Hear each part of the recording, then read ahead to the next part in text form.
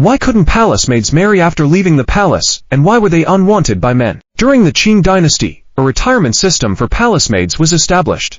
Initially, they were allowed to leave the palace at the age of 30, but this was later reduced to 25 during the reign of Emperor Yongzheng.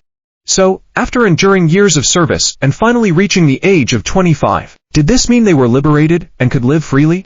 In reality, leaving the palace was the beginning of a nightmare for many maids, as they often found no home to return to and no one willing to marry them. Why was this the case? Firstly, they were considered too old. At 25, any family with slightly better conditions would not want to marry a middle-aged woman.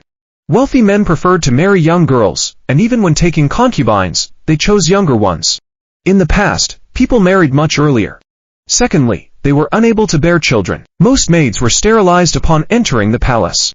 While many know that eunuchs were castrated, it was also common for female maids to undergo similar procedures.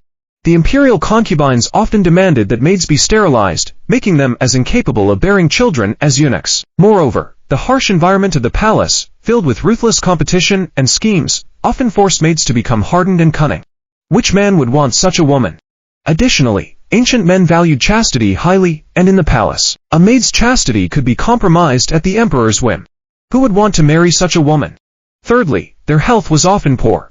Many maids suffered from a disease called blood stasis, which was difficult to cure in ancient times and required significant financial resources for treatment.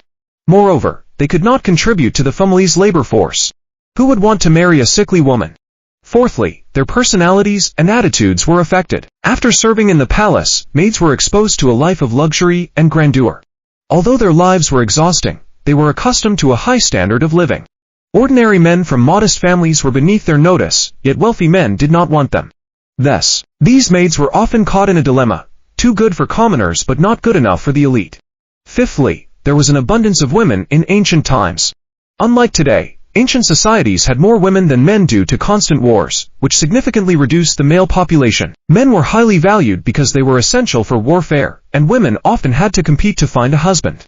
Hence, older maids were akin to today's bachelors, unwanted and left without partners.